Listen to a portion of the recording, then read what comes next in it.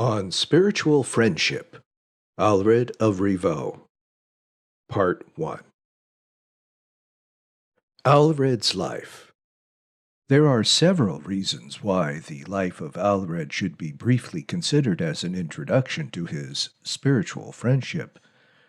In the first place, it is clear that Aelred's early experience had given him many of the raw materials from which he was later to build his uniquely moving dialogue. In the second place, the work itself contains a number of autobiographical reflections which become more meaningful when put in the context of what little we know of Aelred's background. The North Country, along the Anglo-Scottish border, had been a contested land, and one rich in history for generations before Aelred's time.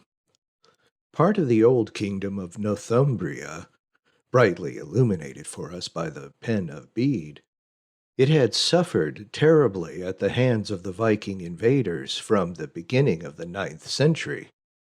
The great monasteries and cathedral libraries had almost all vanished in smoke, and it was only with great effort, and at the cost of much suffering, that one of the great treasures of the country, the body of its patron, St. Cuthbert, had been preserved from the pillage. As the smoke of the Viking invasions began to clear in the late 10th century, we catch our first glimpse of Aelred's family. His ancestors had the honorable position of treasurer of the shrine of St. Cuthbert, whose bones had been carried from Lindisfarne to Chester-le-Street, and finally to Durham, where they found their last resting place in 95. Aelred's great-grandfather personally tended the shrine and seems not to have offended the saint in any way by being a married priest, producing a son, Aelaf. This Aelaf, Aelred's grandfather, inherited the living of Hexham from his father and proceeded to pass it on to his own son, another Aelaf. But the days of this comfortable hereditary priesthood were doomed, and the younger Aelaf saw the end of such ancient Northumbrian customs. In Rome, the great reform movement, which we associate with the name of Pope Gregory VII, was well underway, raising massive opposition in many lands from both the episcopate and the princes. But in England, William the Conqueror found it very much to his advantage to favor the Pope's reform in return for papal approval of his own conquest of the island. But in spite of the almost superhuman energy of William and the efforts of the new Norman aristocracy, which soon occupied the best lands and bishoprics of England, the customs of centuries could not be wiped away overnight. Aelaf did find himself in a difficult position, however. Leaving his prebend at the St. Cuthbert's shrine in Durham, he retired to live at Hexham in 1083, when the Norman bishop, William of St. Caroleph, installed monks in the place of the cathedral canons. Even in Hexham, Aelaf's position was by no means secure, and in a few years he found himself forced to retreat again before the tide of reform. In 1113, Hexham was given to the Austin canons, and Aelaf preserved only a life interest. Finally, in 1138, he entered the new cathedral monastery of St. Cuthbert in the presence of his 3 sons. Aelred, one of those 3 sons, was born about 1110, not long after the time Aelaf was forced to move from Durham to Hexham. His monastic vocation, and that of his brother and sister, can thus be seen as a sort of completion of the tendencies which deserve can thus be seen as a sort of completion of the tendencies which disturbed their father's career. It would not be fair, however, to suggest that even 1100, the career of a respectably married priest, carried much social stigma with it. Aelred had many connections among the lay and clerical aristocracy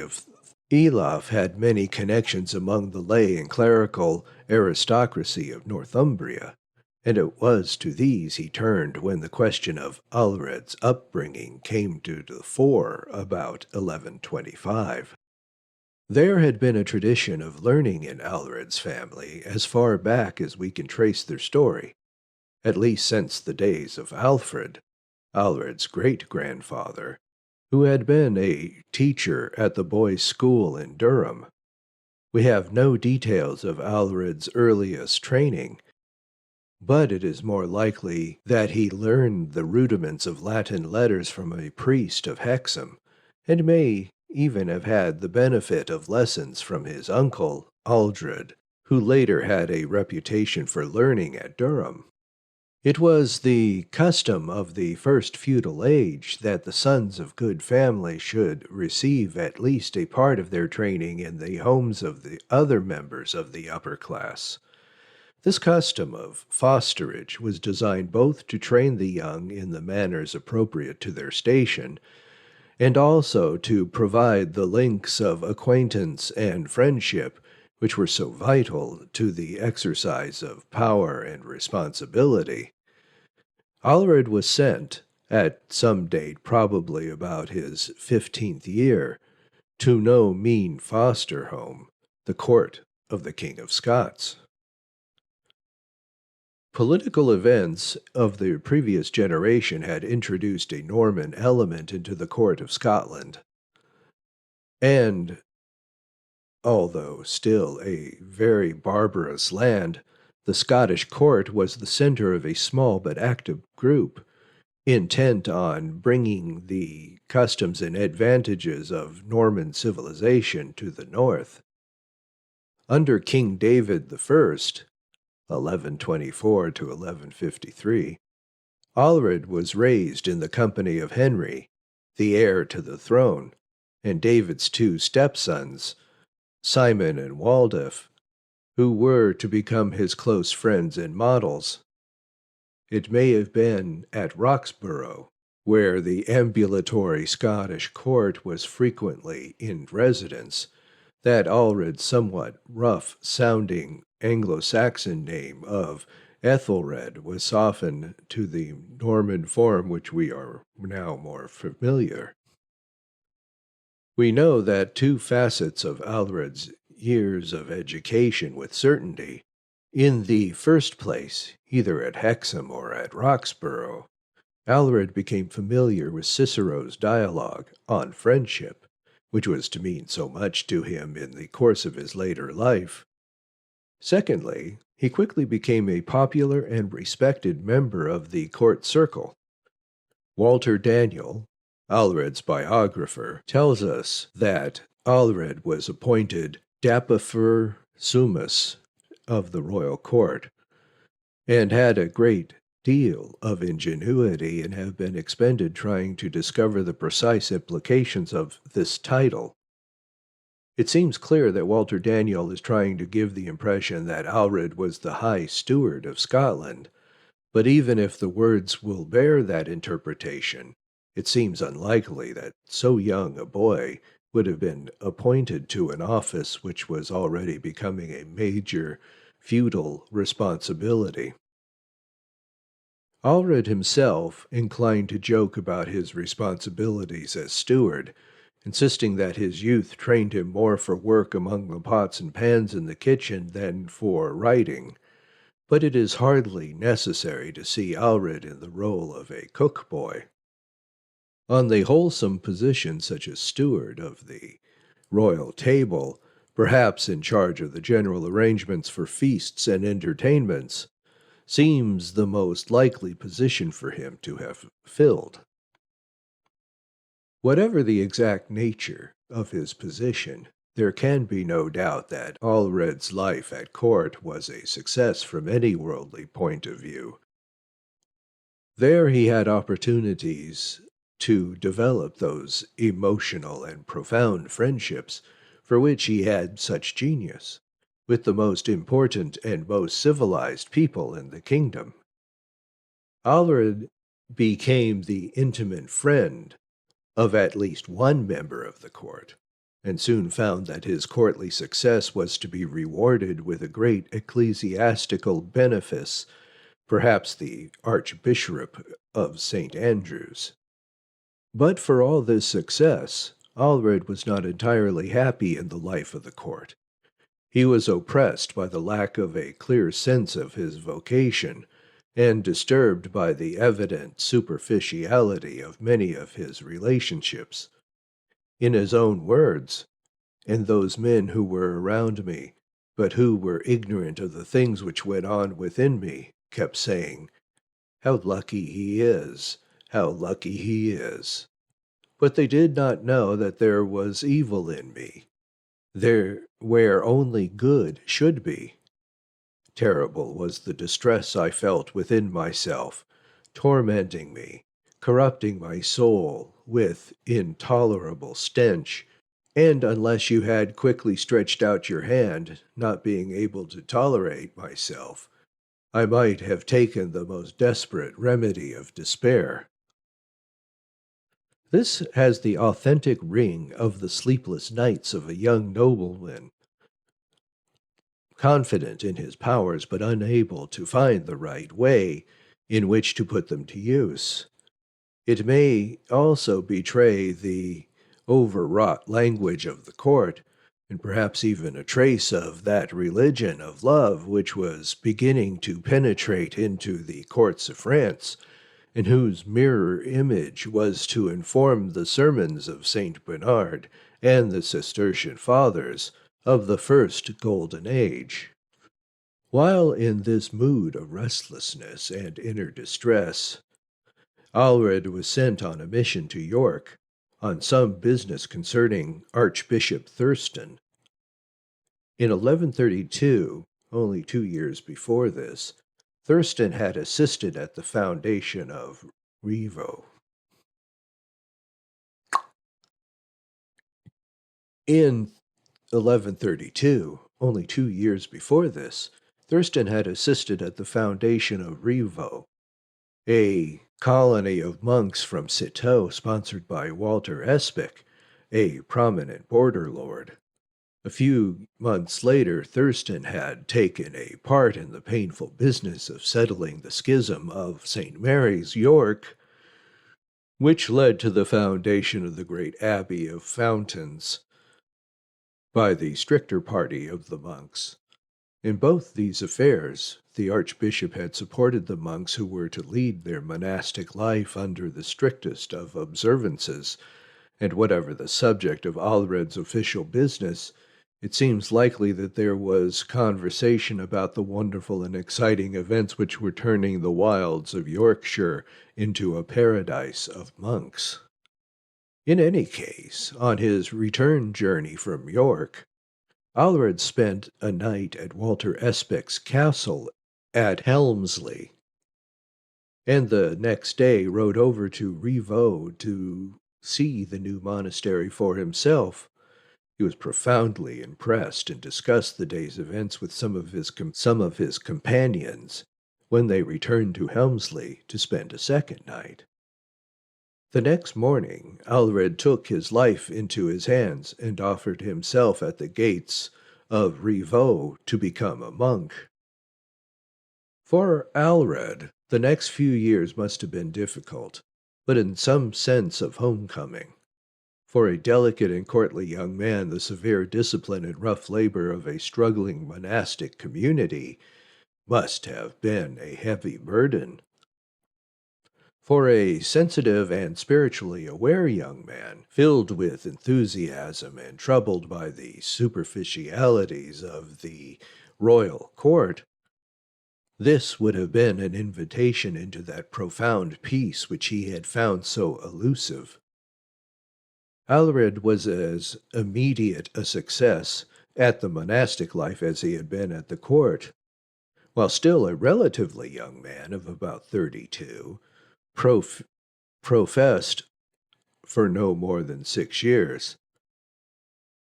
Aelred was sent to Rome as the proctor of his abbot in the complicated legal controversy over the election of William, the treasurer of York, as the successor to Archbishop Thurston. The visit to Rome seems to have made little impression on Aelred, as he makes no mention of it in his works, but on the way his route took him to Clairvaux, where he met the chimera of his age, Saint Bernard. Once again Aelred made a striking favorable impression, and Bernard did not forget both the spiritual depth and the literary promise of the young monk from the distant north. On his return from the mission to Rome, Aelred was appointed Master of Novices, a position of great responsibility, especially in the early days of the monastery when the whole tone of the community could be altered in a few years by the torrent of young monks who applied for admission. One of Aelred's duties as novice master was to give short conferences on the meaning of monastic life, perhaps continuing those early literary efforts which had impressed Saint Bernard. At first, these conferences were probably only noted on wax tablets or outlined on spare scraps of parchment from the scriptorium. But soon there came a letter from Bernard himself ordering Aelred to digest his notes into a book, to be called The Mirror of Charity. Aelred had probably only begun this work of editing when he was selected to lead the party of monks setting out in 1143 to found the new abbey of Rievaulx. It may seem surprising that a monk of only about 33 years, whose only previous position in his monastery had been the brief tenure of the mastership of novices, should be given the responsibility for the foundation of a new monastery. But in those days of enthusiasm, talented and devoted young men soon found their way to the position of highest responsibility. Saint Bernard himself had been only 24 when he was appointed first abbot of Clairvaux, and many of his contemporaries were not much older when they took up the abbatial staff.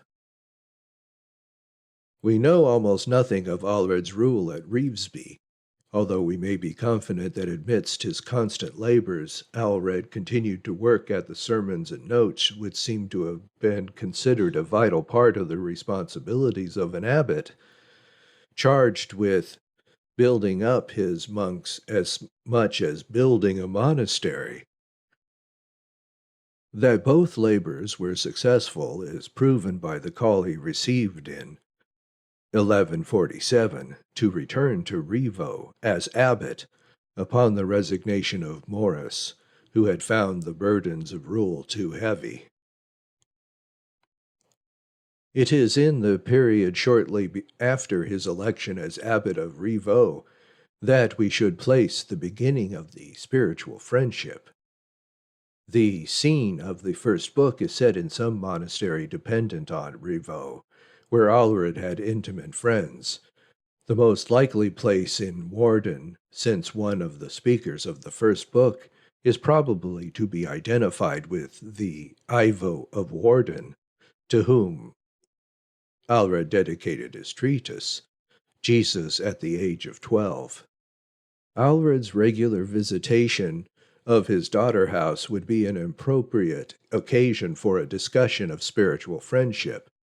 But after an ambitious start, the work seems to have been put aside as the responsibilities of a busy Cistercian abbot took precedence, and it was not resumed for almost 20 years.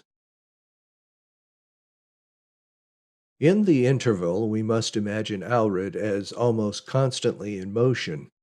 As abbot, he was responsible not only for the administration of his own monastery, which grew under his care from 300 to 600 choir monks and lay brothers, but also for the paternal supervision of the many daughter houses, which Rievaulx had sent out to colonize Yorkshire and the borders. A single year would have taken Aelred from Dundrennan, in the wild Celtic country of Galloway, to Melrose in the Scottish border country, and south to Warden in Bedfordshire. In addition, he would have made the laborious pilgrimage overseas to the General Chapter at Cicero, probably calling on the way at Clairvaux, Rievaulx's mother house. It was only in his last years, his health much undermined both by the rigors of the climate and by his own penances, that Aelred received permission to mitigate some of his duties and possibly to delegate his visitations.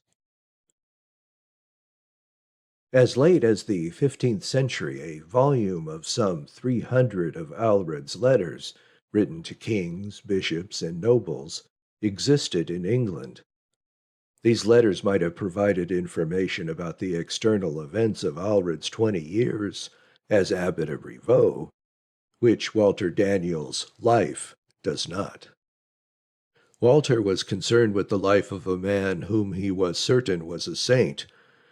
He recounted the miracles and prodigies of Aelred's abbacy, but gave us very little of the context of daily life which would make Aelred's sainthood seem more real to us, who have lost the taste for the marvelous. Aside from the round of visitations which we can assume Aelred kept up, not only because Walter Daniel mentions incidents which seem to have taken place during his regular travels, but because the General Chapter would have been interested if Aelred were not able to supervise the regularity of discipline. Aelred had a few known activities outside his monastery. We know that at some time he preached at a synod in Troyes, and in the text of 2 sermons in Synodo survive, even though without dates. These sermons were probably given en route to or from the General Chapter, since Troyes is very near Clairvaux and on the route to Citeaux.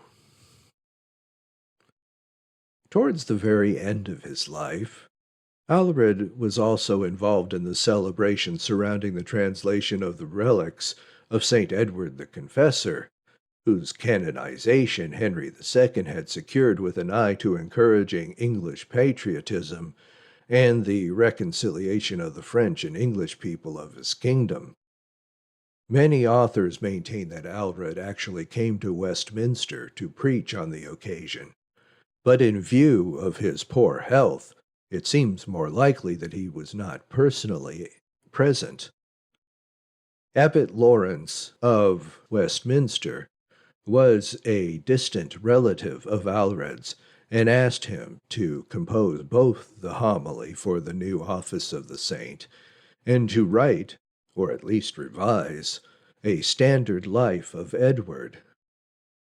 The liturgical homily which Aelred wrote does not survive, but the version of the Life of the Confessor, which he reworked from an older work by Osbert of Clare, adding some new material at the end, was very popular in the Middle Ages, and survives in a number of manuscripts. The last work of Aelred's life seems to have been his study De Anima. According to Master Walter, the work was unfinished at Aelred's death, but since the work seems to come to a logical conclusion, it is possible that all that Aelred had left to do was some polishing of the style.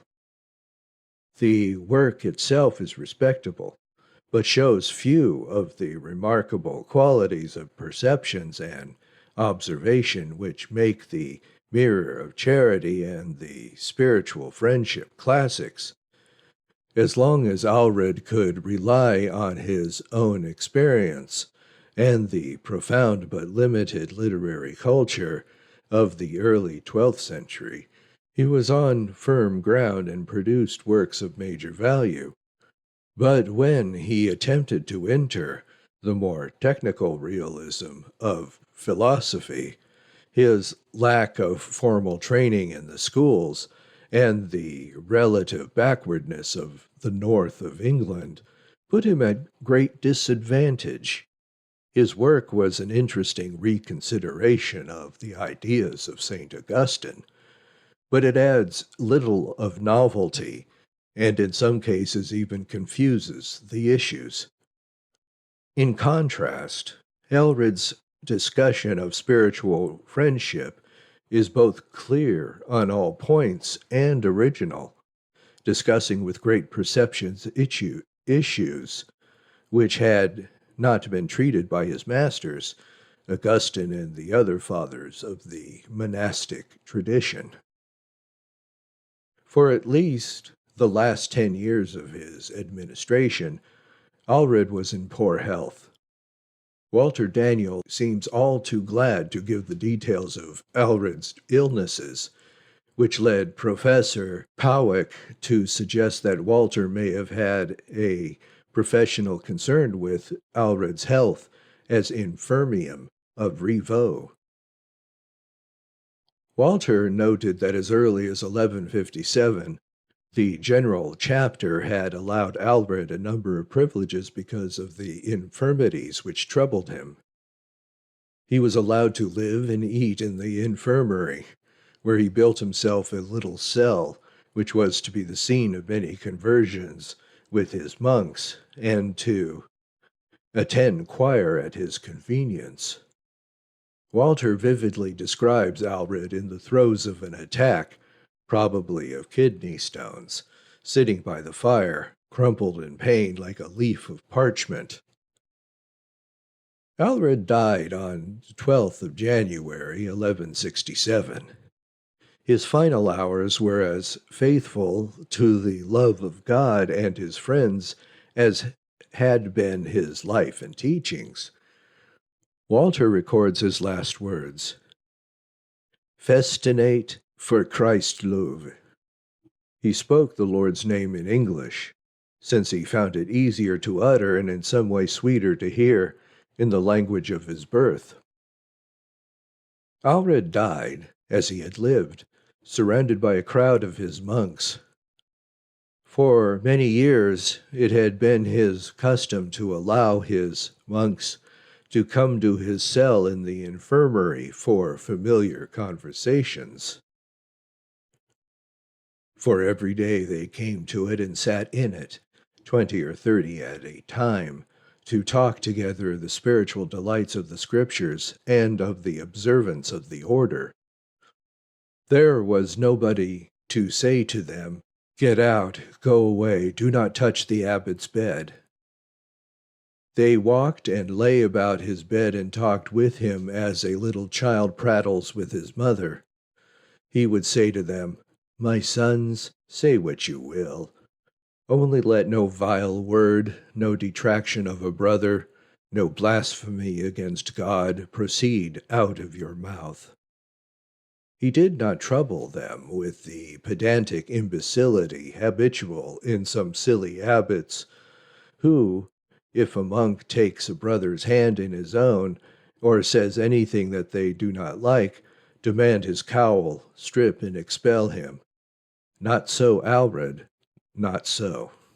Since his days in the court of Scotland, Aelred's gentleness and compassion had caused some to resent him, thinking him soft or a hypocrite. Even after his death, objections were raised to some of the incidents reported as miracles by Walter Daniel, who hastened to write a rebuttal, citing the sources of his stories. But the overwhelming impression left behind by Aelred was of sanctity and sanity.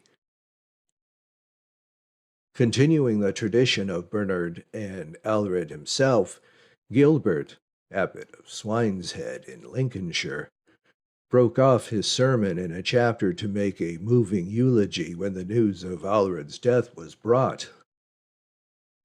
What a honeycomb! How mighty and how rich a one has passed in these days to the heavenly banquet. It seems to me that in him, in his being taken from us, our garden has been stripped, and has given up a great sheath of myrrh to God the husbandman. There is no such honeycomb left in our homes. His discourses was like the honeycomb, pouring out the honey of knowledge. His body was languishing with illness, but he himself languished more in spirit from love of heavenly things. Since the papacy had not yet centralized the process of canonization at the time of his death, there was no formal ratification by the Roman See of Aelred's sanctity, but he had been accounted a saint by the Cistercian order, and Dom David Knowles tell us that he was called the Bernard of the North. If he lacked the burning single-mindedness of Bernard, who had a warmth of love which did not scorch as Bernard sometimes did. Bernard preached a crusade and destroyed Abelard for the sake of the love of God. Aelred's preferred to reconcile enemies in right of the virtue of friendship. He was a man whose love was great enough to prove that greatness does not need to be brutal, and that to be a saint one does not have to despise human affections. In the words of Dom Knowles, no other English monk in the 12th century so lingers in the memory. Like Anselm of Bec, he escapes from his age, though most typical of it, and speaks directly to us of his restless search for one to whom he might give the full strength of his love. The Doctrine of Spiritual Friendship. There are a number of ambiguities which make it difficult to place Aelred's spiritual friendship in the context of medieval, and especially medieval monastic, work on the subject. Mother A.M. Fiske has shown that there is indeed a considerable body of patristic and medieval spiritual writings, and medieval spiritual writing in which friendship is discussed as a Christian virtue, a form of charity, or a symbol of the divine life of the Trinity. In spite of Mother Fiske's industry, however, it is equally clear that this positive valuation of human friendship was relatively unusual, and that the tradition of the fathers and of the monastic authors of the early Middle Ages were very reserved in its appreciation of the value of friendship. In the patristic period, for example, we may be impressed by the human feeling of Paulinus, of Nola's verses to his friend Ausonius, and remember some of Augustine's splendid rhetoric celebrating the friendships of his youth. Still, Augustine's more considered opinion seems to have been that which he declared when remembering the death of a friend. Since all things mortal perish, we are better off not coming to attach to anything or anyone except God. Dom Jean Leclerc has made us aware that there was a very popular genre of medieval letters devoted to the expression of feelings of friendship. These letters are part of the repertory of every well-trained writer, and indeed many of our surviving examples have the appearance of being schoolroom productions not intended for any particular correspondent. There is, however, a considerable body of actual correspondence, some of the most moving of which was written by St. Anselm, whose purpose is the expression of friendship and the development of a theology linking human relationships with the love of God. This current of specifically monastic friendship met a great obstacle in another aspect of the monastic tradition, the firm opposition of the rule of St. Benedict to any factions, which might disturb the complete unity and equality of the monastic family. The very earliest fathers of the desert had alternately treasured their friends as guides and helpers on the path to virtue, and rejected any personal entanglements which would keep them from the purity of heart which they prized above all. As the Cenobitic tradition developed after Pachomius, monastic legislators became more suspicious of the divisive effect of particular friendships, which could lead to favoritism and grumbling in the community. Benedict's rule says nothing about friendship explicitly, but insists on taciturnity, the absolute equality of all monks in a hierarchy of respect based entirely upon office and date of profession, and resolutely condemns murmuring or the formation of factions. All this hardly encourages the sort of intense personal relationships which Augustine and Anselm occasionally celebrated. It is also difficult to doubt that fear of homosexuality discouraged monastic acceptance of the particular friendship. There is very little explicit discussion of the subject in the monastic literature, but both the penitentials of the early Middle Ages and the moral literature of the High Middle Ages indicate that homosexuality was considered a serious and dangerous vice. Consciously aware of it or not, no religious superior could have been unconcerned to find an intimate personal relationship developing two of his subjects.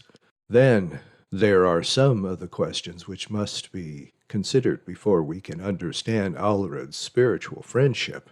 How did Aelred see the relationship between friendship with mortal men and with the immortal God? How did he reconcile his favorable evaluation of particular friendships for monks with the danger of factionalism within the monastic community?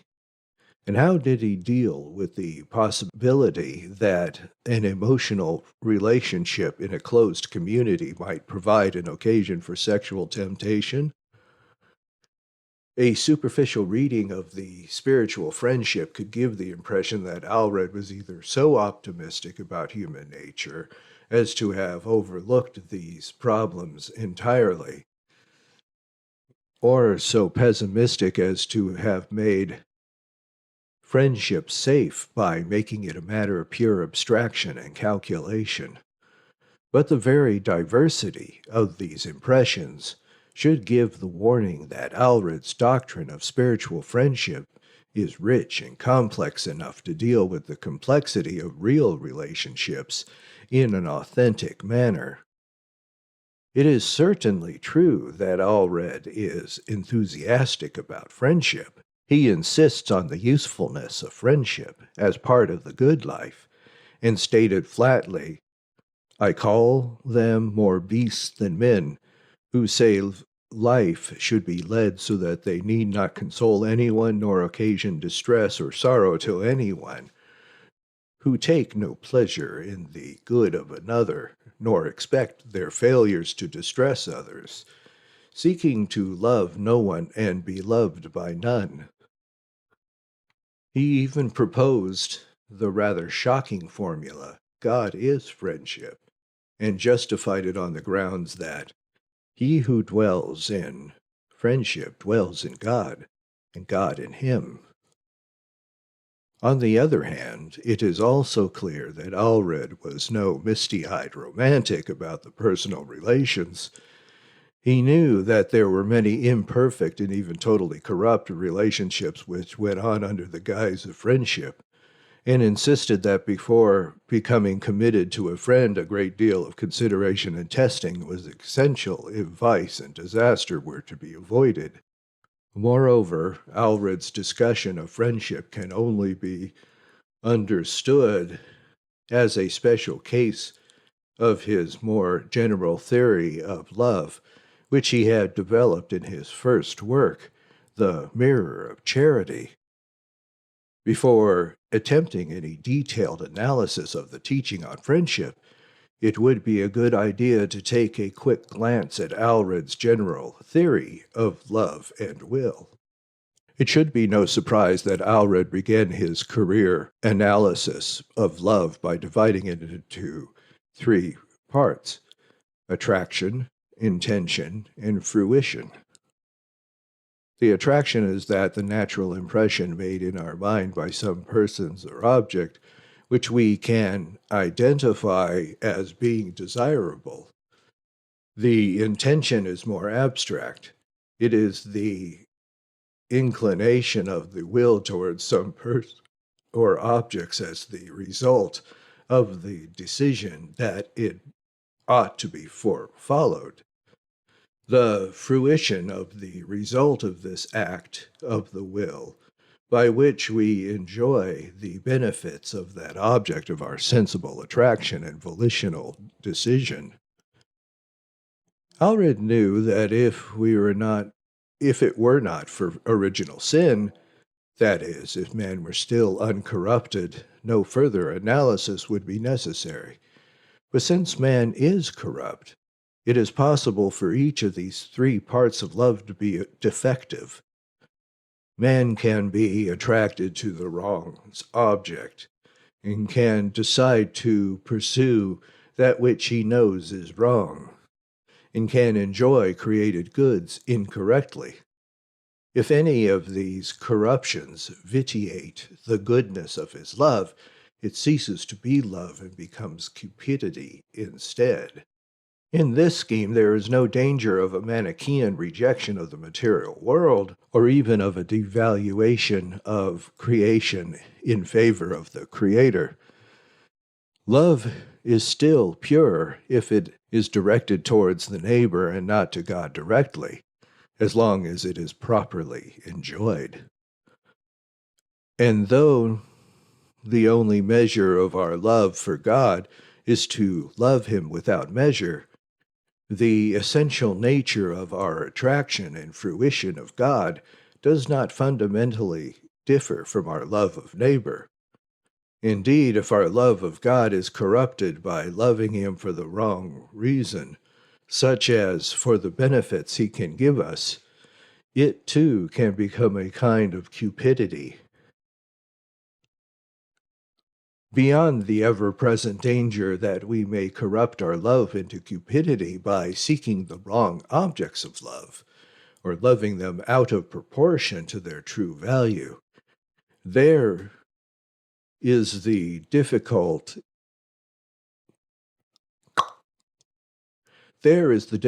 which our corrupt natures have in feeling satisfaction at loving the good. We know that we ought to love our enemies and can sometimes even understand why they are worthy of our love. But our sinful natures will not allow us to feel the attraction which we know with our minds. In cases like this, we must rely on our wills, deciding to love where we feel no attraction. Just as in other cases, we must decide to reject an attraction which our senses present, since we know it to be unreasonable. It is only in heaven, when our senses have been purified and our wills made straight, that we will be able to love with perfect freedom. In this world, however, there is a special form of love which comes closer to the love of the saints in heaven than most others, the love of friendship.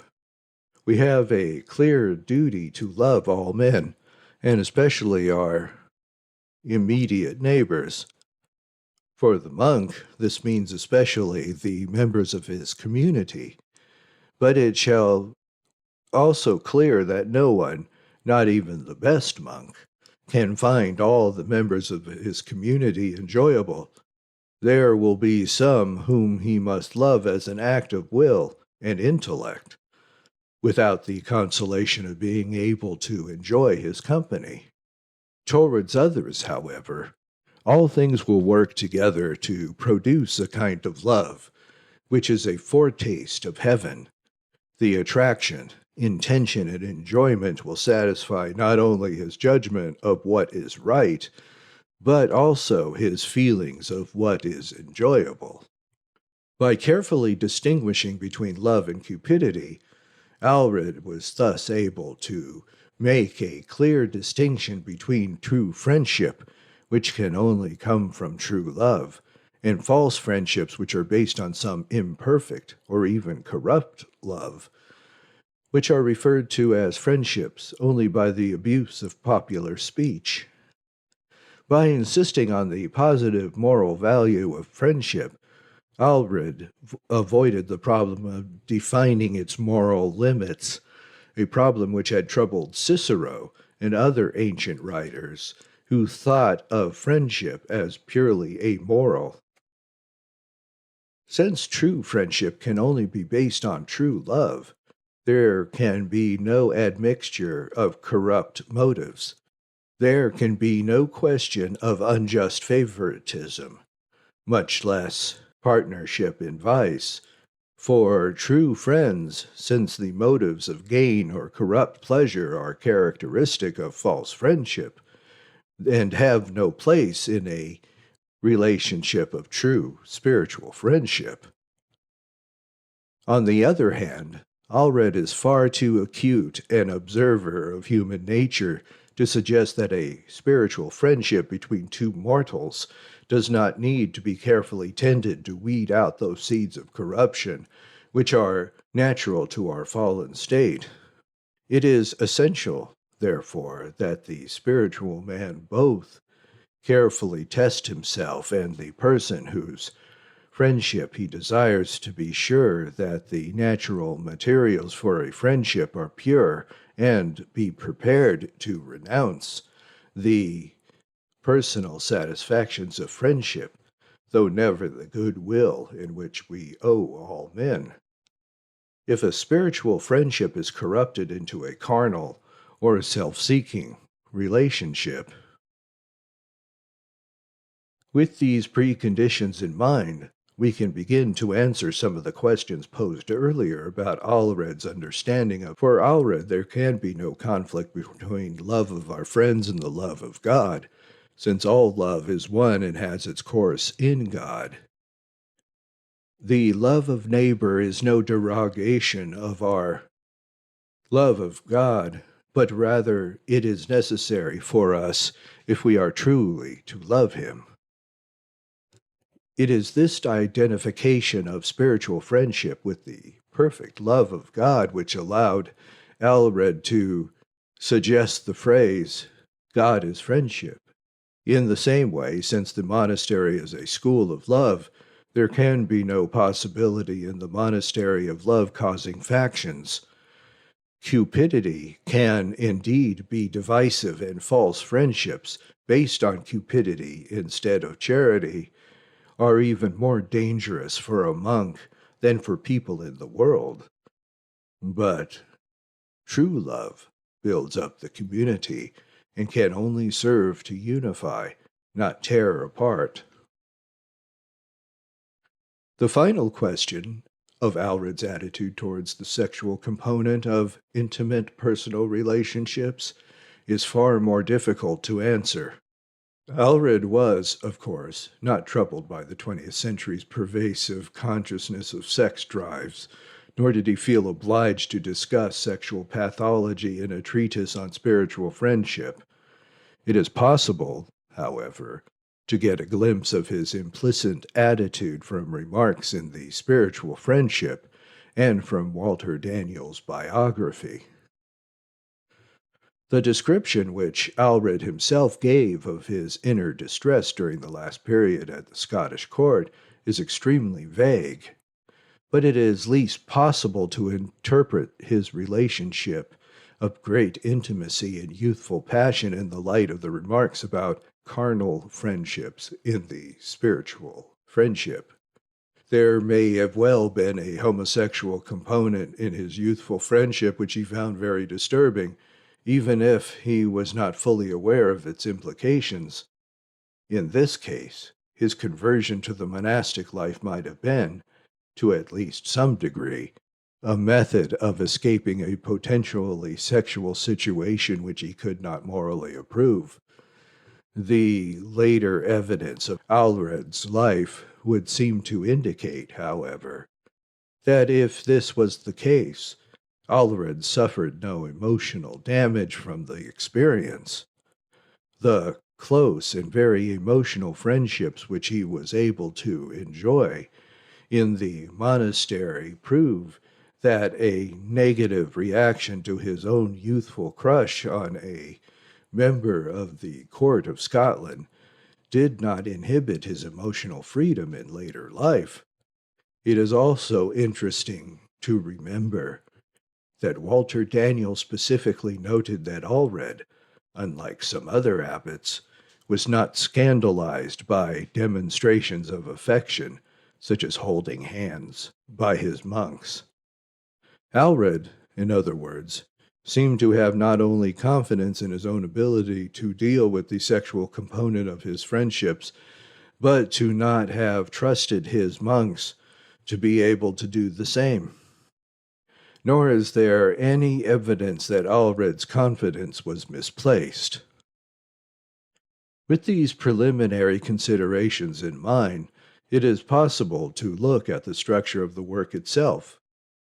The introduction of the second book makes it clear that the spiritual friendship was begun early, probably sometime in the early 1140s. Then, in 1164, a date which can be established by a reference to the disputed election of Pope Paschal III, the work was resumed and completed before Aelred's death in 1167. It might be expected that there is a certain amount of repetition and even a few points on which Aelred seems to have changed his mind in the course of 20 years between the first notes and the completion of the work. But on the whole, the work shows a remarkable unity and sense of form. The plan of the work is very simple and follows in broad outline that of Cicero's De Amicitia, upon which it is explicitly modeled. The first book treats of the origin and essence of friendship. The second goes on to consider the utility and limits of friendship, and the third concludes with some rather random remarks about practical difficulties. The form of the work is the Ciceronian dialogue, with the characters very carefully realized, but with Aelred himself almost always providing the answers to questions posed by the other interlocutors. In the beginning of the first book, after a short prologue introducing himself and telling of his youthful interest in Cicero's books, Aelred proposed beginning the consideration of friendship by taking Cicero's definition as a provisional working model. Cicero had described friendship as agreements on matters human and divine with charity and goodwill. By goodwill, Aelred understood Cicero to mean a rational and voluntary choice to benefit somebody, and by charity, the enjoyment of our natural affection towards somebody. Thus Aelred read his own distinction between the rational and irrational parts of a properly ordered love into the words which Cicero probably meant as synonyms. Aelred looked at friendship from the divine perspective, insisting that it springs directly from God, who, in the overflowing of his love, created men to share his love by loving each other and himself. This opportunity for love, which extends to a certain extent, even to irrational creatures, is the particular glory of men and angels. Man's nature thus requires that he be a loving as well as a rational creature. Aelred says, nature impresses on the human heart the inclination towards friendship. Then experience encourages it, and the authority of the law regulates it. This reference to the regulation of the law points to a very practical aspect of Aelred's work. Like his master, St. Augustine, Aelred was very aware of man's fall into original sin, and never failed to take sin into account. In the world, as it ought to have been, there would have been no distinction between charity and friendship. We would have freely and properly loved our neighbor, and enjoying this love, the law would have had no claim upon us. But now that man is fallen, we must always be on our guard against false loves, which are cupidity, not charity, and those false friendships, which are a species of cupidity. There is no single name which distinguishes these false friendships from the only true kind, which Aelred calls spiritual friendship. But Aelred gave several lists of these pseudo-friendships in which disordered and excessive affections offend against the law. The two broad headings under which these false friendships fall are the friendship for carnal pleasure and the friendship for material gain. Each of these offends by rejecting one of the components of true friendship, according to the definition taken from Cicero. Carnal friendship offends against goodwill, since when we indulge in sin, we hate our own souls and those we involve in sin. Self-seeking friendship, on the other hand, offends against the charity, since it simulates an affection towards a person which is really felt only towards his goods. The only true friendship is that which combines the two vital elements of charity and goodwill in the consensus on things human and divine. The true friendship is the perfection of false friendships, not their opposite. Carnal friendships has a sort of charity in its enjoyment of a natural affection, but lacks goodwill. Self-seeking friendship has the rational choice necessary for goodwill, but lacks the charity. It is only spiritual friendship which combines both charity and goodwill, a perfect consensus of things human and divine. Since God built a need for love into our nature, even evil men feel a need for false friendship as a solace in their misery. The existence of these associations of evil, wrongly called friendships, has tended to obscure the fact that friendship is a virtue and indeed the practical expression of love as it ought to be between all men. As a result of original sin, men can reach the perfection of friendship with only a few, but this unhappy situation will be changed when all the effects of sin are removed after the last judgment. Then we will see the life of the just will be the life of spiritual friendship. It is in this context that Aelred paraphrased St. John and suggested that he who abides in friendships abides in love, and God in him. Aelred was not prepared to take up the problem which had troubled all the ancient moralists, that are the moral limits of goodwill and friendship. Aelred began with the saying of Jesus, "Greater love hath no man than this, that he lay down his life for his friends." Aelred understood this to mean that there is no limit to true friendship, as long as it remains true by observing the law. Since friendship is love, immoral actions are a kind of hatred, not friendship at all. With Cicero, Aelred insisted that friendship is possible between good men, who reject sin and greed which would turn friendship into hate. It is thus impossible to prefer a friend to morality. As soon as morality is damaged, friendship vanishes. Having thus defined the nature, origins, and limits of friendship, Aelred proceeds to discuss its delight and the means of its cultivation. Gratian, one of the interlocutors in the second and third books, suggested that since men are inclined to evil, true friendship may be impossible, or at least possible only for a heroic few. Aelred replied with vigor to his suggestion. No superhuman degrees of goodness is necessary for true friendship, even though the affections are difficult to control. Like this virtue, like all Christian virtues, is available to anyone who humbly seeks it. To renounce friendship as too difficult is not only to renounce its virtue, but even true humanity.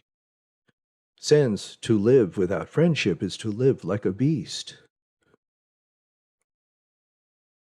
Aelred also took the occasion to repeat and develop his idea of true friendship in contrast to the false friendships which he had defined in the first book.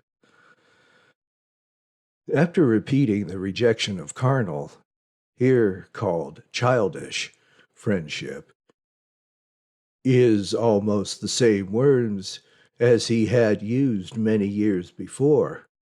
Aelred discussed the sort of simple comradeship which Gratian proposed as being much easier and less demanding of heroic virtue than true spiritual friendship. This simple camaraderie is a sort of childish friendship, Aelred insisted, but as long as there is no admixture of vice, it would surely be tolerated in the hope that it will grow into a genuine spiritual friendship. It may be possible to see a certain growth of Aelred's tolerance in this qualified acceptance of a sort of false friendship, which in his more strenuous youth he had rejected out of hand. The final book of the spiritual friendship is concerned primarily with the practical business of making and keeping friends. Aelred was regretfully aware that even in a monastery, not everyone was capable of friendship. Aelred regretfully aware that even in a monastery, not everyone was capable of a spiritual friendship with anyone else, and that certain people can be made friends only with great difficulty.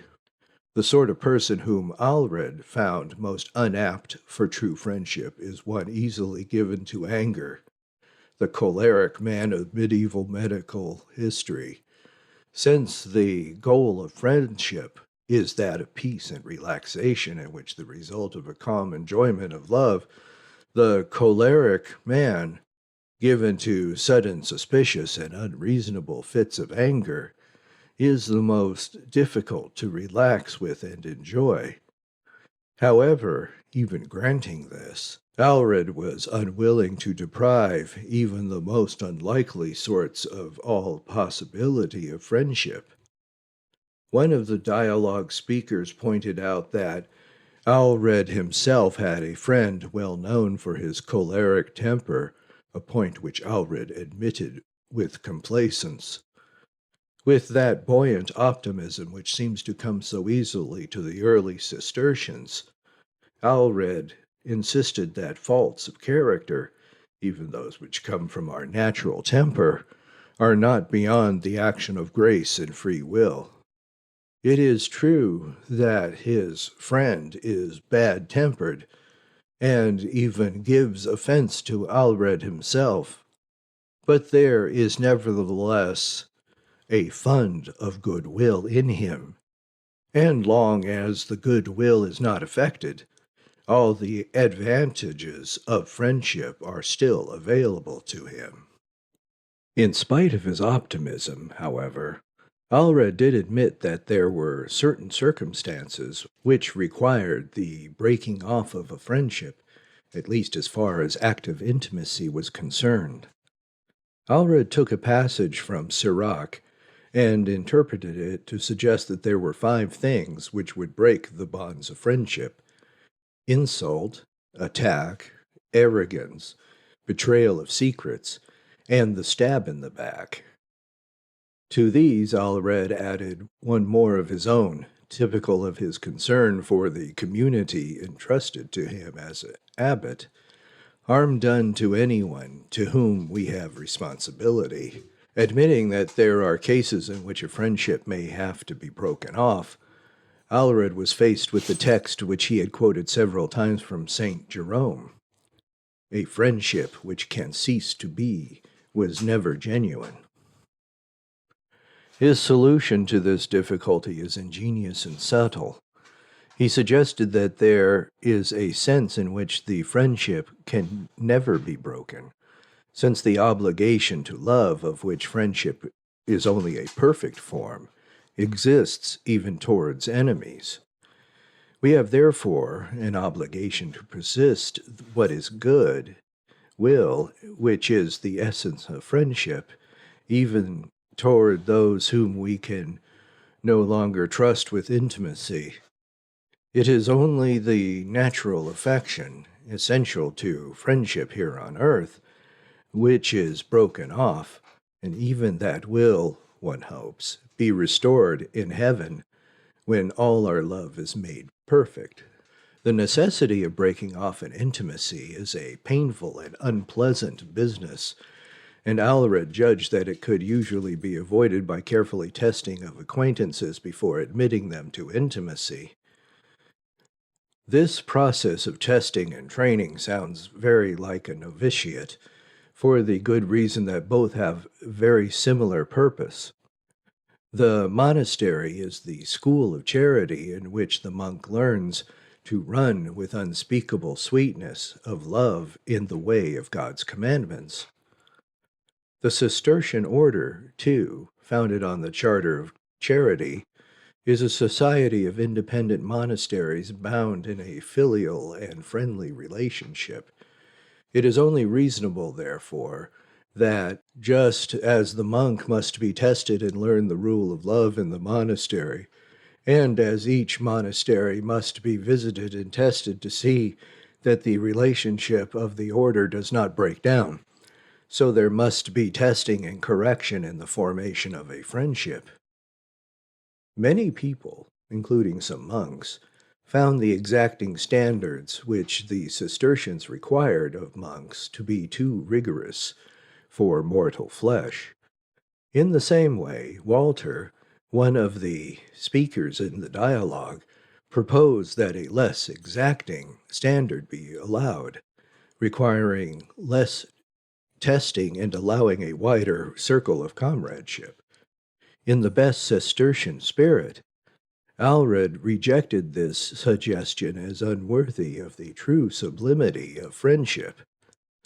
In friendship, as in the monastic life, the Cistercians are not satisfied with the second class. Aelred insisted that, although the effort might seem a little harsh at first, the rewards of a perfect spiritual friendship are more than worth the little strenuous effort at the start. Having thus cleared up the last major obstacle to the practice of true friendship, Aelred proceeded to tie up a few loose ends.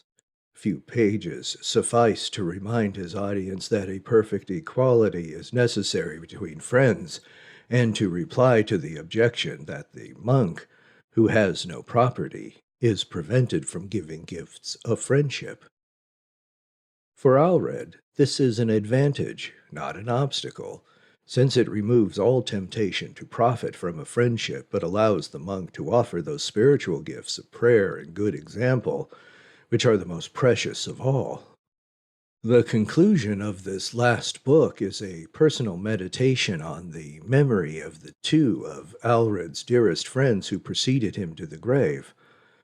The obvious warmth of these relationships allowed Aelred to demonstrate that in spite of the rather cool prudence which had dominated the counsels just given, his own affections were not purely intellectual. These reminiscences are the final witness that Aelred's reasoning was based on his own passionate experience, proceeding from the heart as well as the head.